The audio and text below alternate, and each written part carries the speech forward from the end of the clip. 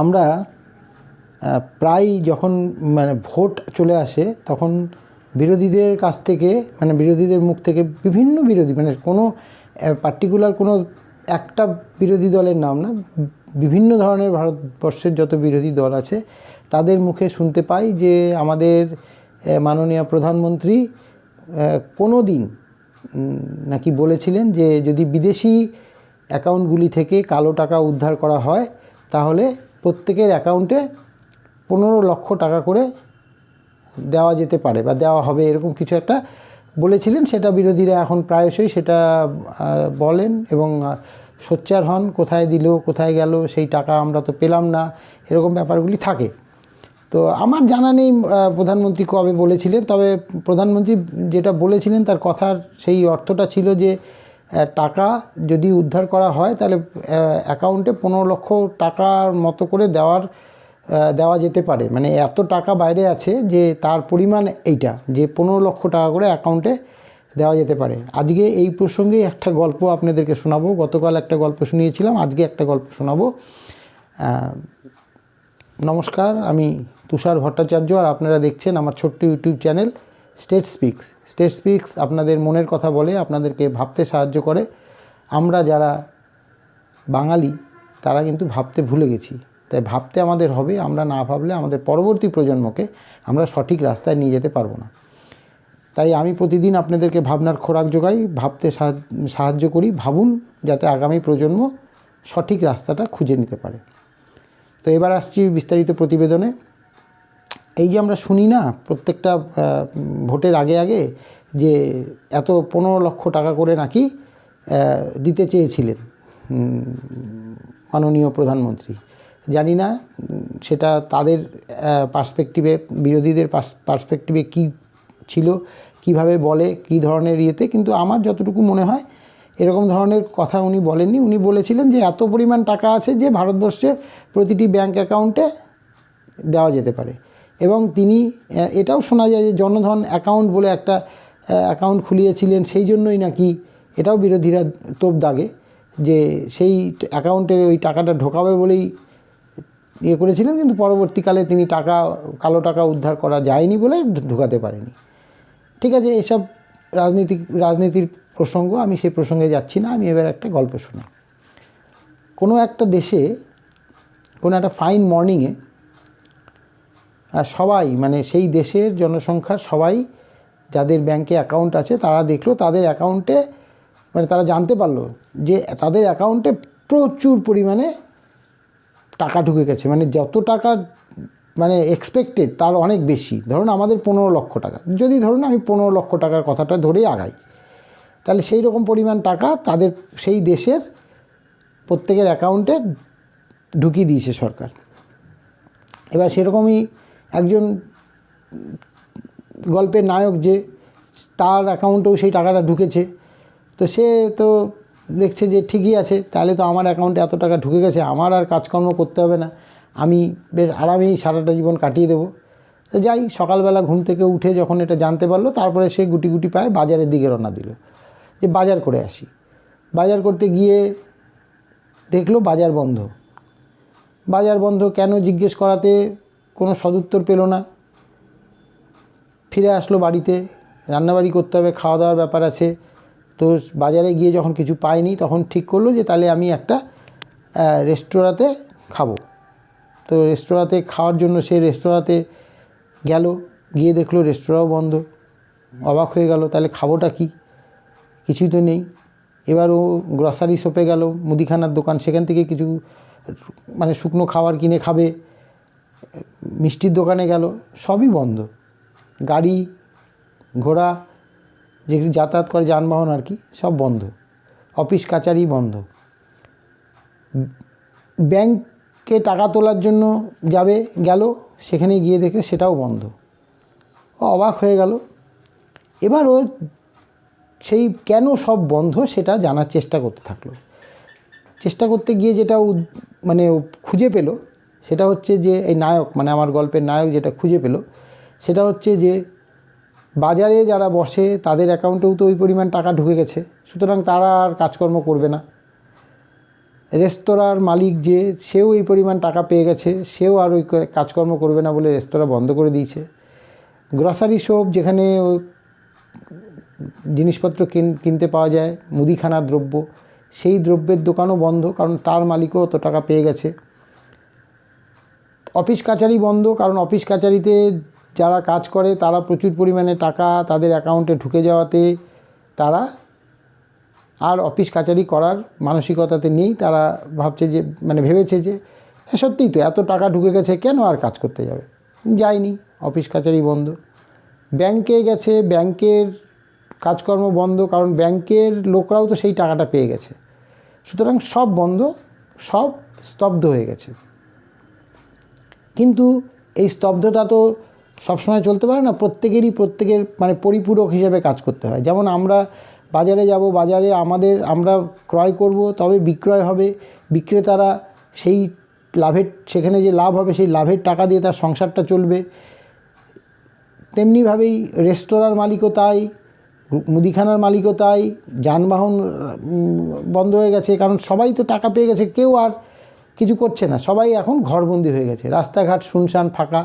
Even ব্যাংকও বন্ধ হয়ে গেছে, যে টাকাটা তুলবে সেটাও হচ্ছে না, কারণ ব্যাংকে কাজের লোক নেই, তারাও টাকার ইয়েতে চলে গেছে। তো এই ছিল সেই দেশটার পরিস্থিতি। দেশটা একদম অচল হয়ে গেছিলো, ইন দ্য সেন্স একদম তার যে অবস্থা, সেই দেশটা চলার মতো পরিস্থিতি ছিল না। কল কারখানা, যাবতীয় যানবাহন, উড়ান সব বন্ধ, কারণ প্রত্যেকেরই অ্যাকাউন্টে হিউজ পরিমাণে টাকা।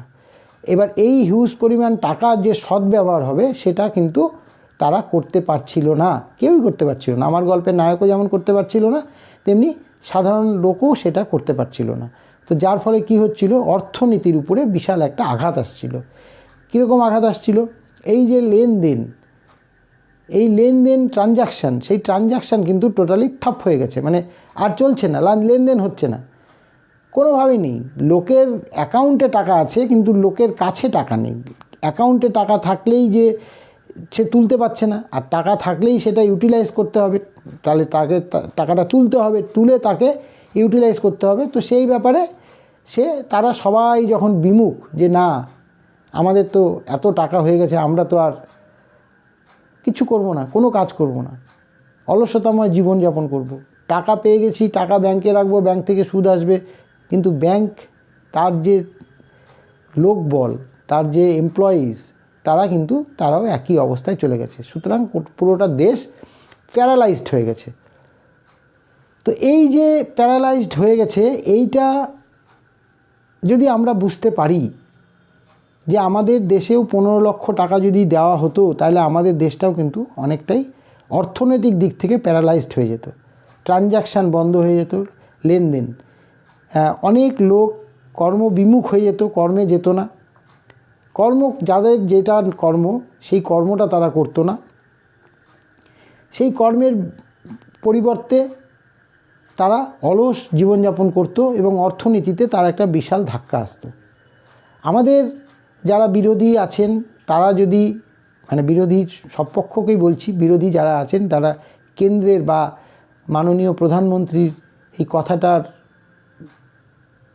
কথাটাকে নিয়ে ক্রিটিসাইজ করেন বা যাই খুশি করেন, তাদেরকে আমি একটা কথাই বলবো, যে এইটা না করে, এই যে টাকা 15 লক্ষ করে পাওয়ার বদলে যাতে কর্মসংস্থান হয়, কর্মসংস্থান কোথায় করতে পারছে, যে দল করতে পারছে না তাদেরকে ক্রিটিসাইজ করা দরকার। কারণ কর্মসংস্থান যত হবে তত অর্থনৈতিক দিক থেকে দেশ সমৃদ্ধ হবে। অর্থনৈতিক দিক থেকে একটা পরিবার যখন সমৃদ্ধ হবে, তখন সেই পরিবার পুরো ভারত, দেশের, শুধু ভারতবর্ষ না, যে কোনো দেশের কথাই হোক, পুরো দেশের অর্থনীতিকে সচল করতে পারে। তো এইভাবে যদি আমাদের দেশে বছরে একটা নির্দিষ্ট পরিমাণ কর্মসংস্থান হয়, তাহলে কিন্তু আমাদের দেশের অর্থনীতি অনেক সচল থাকবে, অনেক তাজা হবে। এই যে বিশ্বের তৃতীয় অর্থনৈতিক সর্বোচ্চ অর্থনীতি দেশ হতে চাচ্ছে যে দেশ, সেই দেশের অর্থনীতিকে চাঙ্গা করার জন্য, অর্থনীতিকে সচল রাখার জন্য যেসব প্রক্রিয়া নেওয়া উচিত বিরোধীদের, সেই নিয়ে মুভমেন্ট করা উচিত, আন্দোলন করা উচিত। নাকি ওই 15 লক্ষ টাকার গল্প ফেদে বা 15 লক্ষ টাকার গল্পের গরুকে গাছে তুলে দিয়ে ফয়দা নেওয়া। কারণ কোনো বিরোধী দলই অর্থনীতিকে সচল রাখার জন্য কোনো কথাই বলে না, কোনো বিরোধী দলনেতা না। ভারতবর্ষের এটা একটা বড় দুঃখ, কি শাসক দল কি বিরোধী দল, কেউ অর্থনীতিকে সজাগ করার জন্য কোনো কিছু করে না। এই যে ম্যানিফেস্টোগুলি বেরোয় ভোটের আগে, সেই ম্যানিফেস্টোগুলি সঠিকভাবে কাজ হচ্ছে কি না জনসাধারণ সেটা নিয়েও কোনো হেলদোল নেই, জনসাধারণও বিমুখ হয়ে থাকে। কারণ জানে যে এই দেশের যারা নেতামন্ত্রী আছেন তারা কোনোভাবেই অর্থনীতিকে বা তাদের যে ম্যানিফেস্টো যে সব লিখে রাখে, যে সব প্রতিশ্রুতি দেওয়া হয় ভোটের আগে, সেই সব পালনে কখনোই এগিয়ে আসে না। তো জনসাধারণ যতদিন না পর্যন্ত এইভাবে চলতে থাকবে, মানে এইভাবে যদি থেকে যায় যে কিছুই হবে না, চলো যা হচ্ছে হচ্ছে। আমি ম্যানিফেস্টো নিয়ে আমার একটা এপিসোড আছে, আপনারা দেখে নেবেন, আগের একটা এপিসোড আছে। আমি ম্যানিফেস্টোটা কি খায় না মাথায় দেয় সে সম্বন্ধে আমি বলেছিলাম। তো মানুষ সজাগ যতদিন না হবে, ম্যানিফেস্টোটাও একটা অনেক অনেক অনেক বড় ব্যাপার, সেটা নিয়ে আমাদের একদম মানে যে যেখানকার এমপি এমএলএ হোক তা বা মন্ত্রী হোক বা নেতা হোক, সে ছোট থেকে কাউন্সিলর হোক, সে যদি সেই ওয়ার্ডে কোনো কাউন্সিলর যদি কোনো প্রতিশ্রুতি দেয় সেটাকে পালন করার জন্য তাকে বাধ্য করাতে হবে। সেই ম্যানিফেস্টো নিয়ে তাকে দেখাতে হবে যে তুমি ভাই ভোটের আগে এই দিয়েছিলে প্রতিশ্রুতি, আমরা তোমাকে এনেছি, এই প্রতিশ্রুতির উপরে ভরসা করে তুমি আমাদের এই কাজগুলি করে দাও। এবং করে দিতে হবে, করাতে হবে। যতদিন না মানুষ এই জিনিসগুলি করাতে পারবে তাহলে কিন্তু ওই রকমই থেকে যাবে যেরকম চলছে। চলো থোর বড়ি খাড়া, খাড়া বড়ি থোর, এইভাবে চলবে। তো আমরা ওই যে 15 লক্ষ টাকা কেন অ্যাকাউন্টে ঢোকেনি সেটার উপরে চর্চা না করে যদি আমরা কেন আমাদের কর্মসংস্থান হচ্ছে না, কোথায় গাফিলতি, ডিফিকাল্টি, মানে এই যে কর্মসংস্থান করতে গেলে যে ডিফিকাল্টিসগুলি হচ্ছে, কোথায় কোথায় ডিফিকাল্টিস হচ্ছে। ডিফিকাল্টিস সেরকম হয় না। সরকার যদি মনে করে, সরকারের যদি সদিচ্ছা থাকে, যে কোনো সরকার, কেন্দ্রীয় সরকার বলুন, রাজ্য সরকার বলুন, যে কোনো সরকার বলুন, তাদের যদি সদিচ্ছা থাকে কর্মসংস্থান করব, কর্মসংস্থান করার জন্য জায়গা আছে। কিন্তু কর্মসংস্থান করলে রাজনীতিটা করবে কে? দেখবেন যেসব দলের, সে শাসক দল হোক, বিরোধী দল হোক, আর যে কোনো দলই হোক, ছোটোখাটো দলগুলিও দেখবেন নেতাকর্মীদেরকে চাকরি দেয় না। ওই বাড়ির লোককে দিচ্ছে, বাড়ির ভাইকে দিচ্ছে, বোনকে দিচ্ছে, কিন্তু যে ছেলেটা খেটে বেড়াচ্ছে তাকে দিচ্ছে না। তাদের একটাই কী কারণ, যে না চাকরি দিয়ে দিলে তারা তো রাজনীতি করবে না, তা পলিটিক্সের লোক থাকবে না। আরে পলিটিক্সের লোক থাকবে, পলিটিক্সের লোক থাকবে না কেন?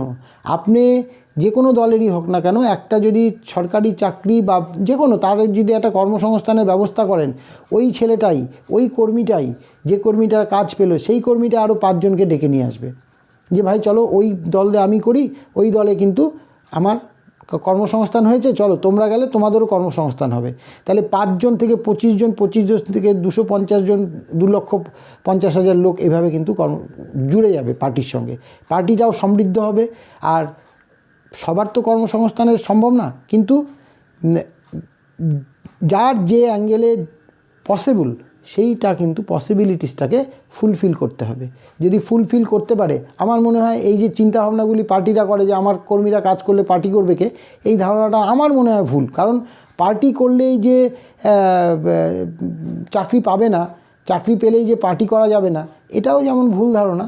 আমি যেটা প্রপোজাল দিলাম যে একজন চাকরি পেলে বা কর্মসংস্থান হলে সে আরও 5 জনকে নিয়ে আসবে, 5 জন থেকে 25 জন এভাবে বাড়বে, কর্মসংস্থানটা করতে হবে।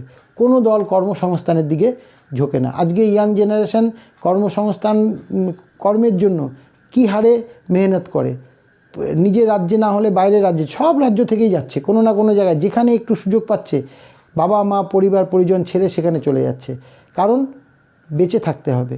অর্থনীতি তাদেরকে গ্রাস করছে, মুদ্রাস্ফীতি তাদেরকে গ্রাস করছে। বাজারে গেলে টের পাওয়া যায় মুদ্রাস্ফীতি কোথায়। যারা বাজার করেন না তারা বুঝতে পারবেন না যে মুদ্রাস্ফীতিটা কী হয়, কীভাবে কী হচ্ছে। তো এই হচ্ছে আমাদের সমস্যা।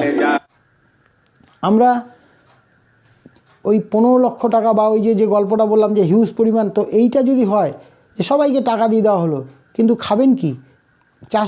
চাষ করবে না, আপনি গাড়িতে চড়তে পারবেন না, নিজের গাড়ি থাকলেও পেট্রোল পাম্পে গিয়ে পেট্রোল পাবেন না, কেন সবার ব্যাংকে টাকা, সবাই টাকা করবে, কেউ কাজ করবে না, কর্মবিমুখ হয়ে যাবে। মানুষ কর্ম হয়ে যাবে, ডেভেলপমেন্ট কমে যাবে, উন্নতি কমে যাবে একটা দেশের যদি ট্রানজাকশান না হয়, একটা দেশ যদি সচল না থাকে, অর্থনীতি যদি তার না চলে, তাহলে সচল হয়ে যাবে, তাহলে অচল হয়ে যাবে। তাহলে আমরা কি ওই ডিমান্ডটা করি যে 15 লক্ষ টাকা আমাদের দেওয়া হোক, বা 15 লক্ষ টাকা করে কেন পেলাম না, সেটা নিয়ে আক্ষেপ করা ভালো না? আমাদের অর্থনীতিকে সচল রাখার জন্য যে কর্মসংস্থান দরকার, সেইটা নিয়ে আমাদের সোচ্চার হওয়া দরকার। তা আমি বলবো, আমার সাধারণ যারা আমার শ্রোতা বন্ধু আছেন তাদেরকে বলবো যে এই প্রসঙ্গটা আজকে আমি তুলে ধরলাম যে সোচ্চার হওয়া দরকার আমাদের এখন অনেকেই বলবেন যে আমরা কোথায়, কিন্তু কোথায় যাব, কি বলবো, এটা নয়। আমি একা কেন করব? আমি একাই করব, একা থেকে 10 জন পাবো, কিন্তু আমার শর্টটাকে বাইরে বার করতে হবে। আমার যে ভেতরে যে শব্দটা আছে, আমার যেটা ভেতরে লুকিয়ে আছে, সেটাকে আমার মুখ দিয়ে বার করতে হবে। আমি যদি বার করতে না পারি, তাহলে আমার ব্যথা তো আমি নিজেই বহন করে যাচ্ছি। তাহলে আমাকে আমার মতো করে আমাকে বলতে হবে, ভাই আমার কর্ম চাই, আমাদের সবার কর্ম চাই। আমরা কর্ম চাই এই কারণেই যে দেশকে সচল রাখার জন্য কর্ম চাই। বাড়িতে বৃদ্ধ বাবা মা আছেন, তাদের ওষুধ কেনার টাকা নেই, ছেলে একটা এখনও তার কাজ পায়নি, শিক্ষিত বড় ভালো ভালো ছেলেরা 10,000 12,000 টাকার কাজের জন্য বাইরে চলে যাচ্ছে, তার থাকা খাওয়া দিয়ে সেখানে চলে যাচ্ছে। এদিকে বৃদ্ধ বাবা মা বাড়িতে থেকে যাচ্ছে, কিছু পাঠাতে পারছে না, কিছু করতে পারছে না। এইরকম ভয়ঙ্কর পরিস্থিতির মধ্যে আমরা চলেছি। কর্মসংস্থান বলতেই যে শুধু চাকরি, তা তো নয়, অনেক রকমভাবে কর্মসংস্থান করা যায়, গভর্নমেন্টকে ভাবতে হবে।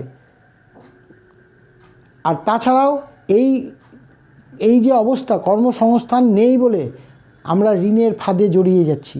এই ঋণের ফাঁদ নিয়ে আমি আগামী দিন আমার প্রতিবেদন করব যে কিভাবে গ্রাম বাংলাকে ঋণ গ্রাস করে দিয়েছে।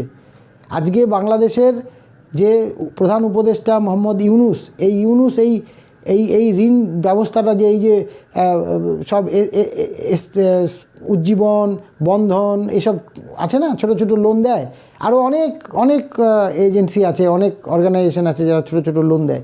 কিন্তু এই লোনগুলি যে কি মারাত্মক, সেটা আমি আগামী দিন আপনাদের সামনে জানাবো। আজকের যেটা জানালাম যে অনেক টাকা ব্যাংকে রেখে কি সুখে শান্তিতে থাকা যাবে, নাকি বাড়ির দুজন কর্ম পেল, কর্মসংস্থান হলো, সেটা ভালো? অর্থনীতির ক্ষেত্রে কোনটা ভালো? অনেক টাকা ব্যাংকে থেকে কিছু না করাটা ভালো, নাকি বাড়ির দুটো শিক্ষিত ছেলের কর্মসংস্থান হলো, সেইটা ভালো? আজকে এই পর্যন্তই। আমার প্রতিবেদন যদি ভালো লাগে, লাইক শেয়ার কমেন্টস করবেন। আমি রাজনীতি বলি বা অন্য বিষয়ে বলি, আমি সোজা সাপটা বলার চেষ্টা করি, আপনাদের যাতে মনের মধ্যে কথাগুলি গেঁথে যায়। আর আমরা এই যে বলছি, আমরা নিজেরা সচেষ্ট না হলে, আমরা যদি যতক্ষণ নিজেদের সচেষ্ট করতে না পারবো, শুধু সরকারের উপরে ভরসা করে আমরা চলবো, সরকারকে আমরা যদি করাতে না পারি, তাহলে কিন্তু আমরা যে তিমিরে আছি সেই তিমিরেই থেকে যাব। ভালো থাকবেন, সুস্থ থাকবেন, আর আনন্দে থাকবেন। আনন্দে থাকাটা আমাদের খুব জরুরি। পারলে লাইকস করবেন, একটু সাবস্ক্রাইব করে দেবেন, কমেন্টস করলে আরও ভালো হয়। নমস্কার।